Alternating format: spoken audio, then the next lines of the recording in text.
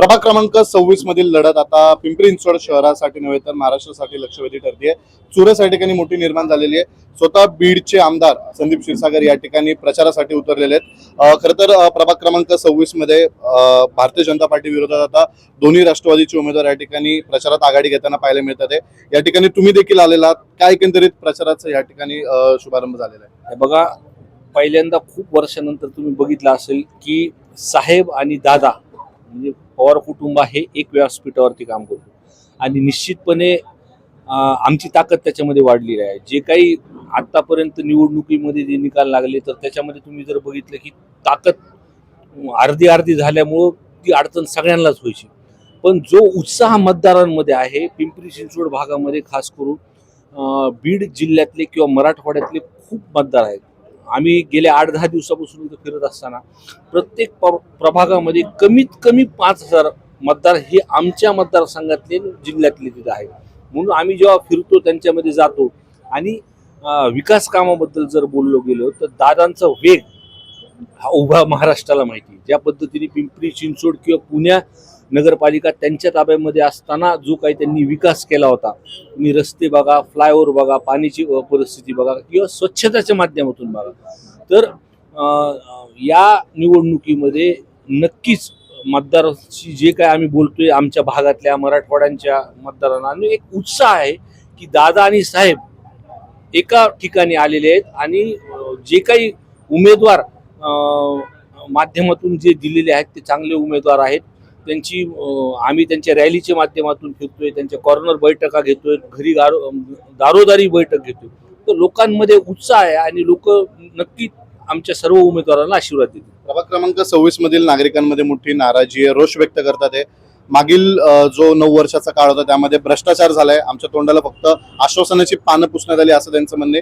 आणि दुसरीकडे अजितदादांनी देखील या ठिकाणी आरोप केलेले आहेत की ही जी महानगरपालिका भारतीय जनता पार्टीकडे होती, एवढ्या 9 वर्ष या ठिकाणी बकालपणा शहरात वाढलेला आहे. हे बघा, ही नगरपालिका एक मोठी नगरपालिका आहे. पुन्हा नगरपालिका ही मोठी नगर. आम्ही सर्वसामान्य कार्यकर्ते आहेत आणि प्रचाराच्या माध्यमातून या महानगरपालिकेमध्ये आम्ही इथं जातोय.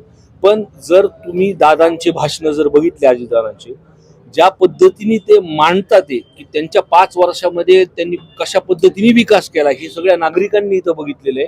आणि सत्ता गेल्यानंतर जो काही इथं भ्रष्टाचार झाला ह्याच्या संदर्भातलं ते डिटेल्स तिथं मांडतात आणि हे सुद्धा इकडचे मतदार हे जागृत आहेत.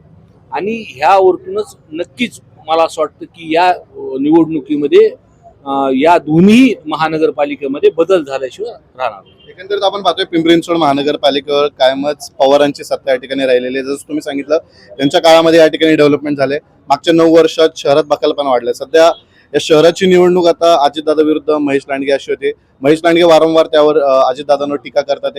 एकंदरीत कसं पाहताय याकडे तुम्ही? बघा, राजकारण निवडणूक आली की टीका आरोप ह्या सर्व गोष्टी होत असतात.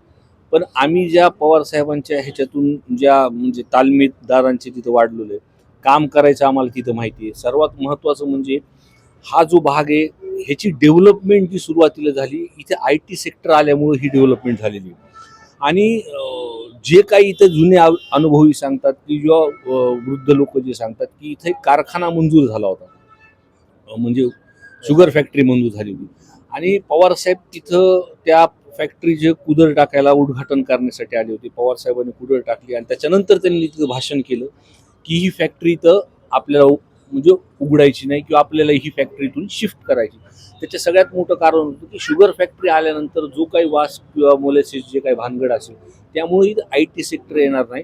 आणि तेव्हाची त्यांची जी दूरदृष्टी जी होती त्या माध्यमातून त्यांनी ती शुगर फॅक्टरी इथून शिफ्ट केली आणि मग IT सेक्टर डेव्हलपमेंट करण्यासाठी.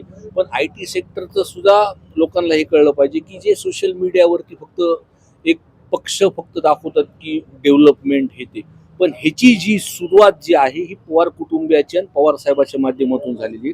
आणि जेव्हा अजितदादांकडे जेव्हा पिंपरी चिंचवड किंवा पुणे महानगरपालिका होती कशा पद्धतीचा विकास झालाय हे लोकांनी बघितलं आहे. तुम्ही ज्या पद्धतीने सांगितलं या ठिकाणी मराठवाड्यातील भरपूर मतदार आहेत, त्याचबरोबर IT वर्ग मोठ्या प्रमाणात, त्यांना काय आव्हान करायला प्रभाग क्रमांक 26 मधल्या? बघा, IT वर्गामध्ये आज सुद्धा मी जी माहिती घेतली की आमच्या भागातले लोक जे मुलं आहेत मराठवाडा असतील किंवा बीड जिल्ह्यातले लोक असतील, आम्ही त्यांच्यासोबत बैठकी घेणार ते या 7-8 दिवसामध्ये. आणि ही IT पार्कची सुरुवात कुणाच्या माध्यमातून झाली, कशी झाली, ही पवार साहेबांनी कशी इथं आणली, हे त्यांच्या समोर आम्ही तिथं आणणार आहोत. निश्चित आपण पाहतो आपल्यासोबत बीडचे आमदार संदीप क्षीरसागर होते. खरं तर या ठिकाणी आपण पाहतोय मोठ्या प्रमाणात राष्ट्रवादी काँग्रेस शरदचंद्र पवार पक्षाची ताकद या ठिकाणी वाढलेली आहे. संदीप क्षीरसागर हे स्वतः आता या ठिकाणी डोर टू डोर प्रचार करणार आहे. आपण वेळोवेळी या ठिकाणचे अपडेट तुमच्यापर्यंत पोहोचत राहणार आहोत. व्हिडिओ जर्नलिस्ट मंदा शिवराय प्रसन्न तरडे, आपला आवाज पिंपरी चिंचवड.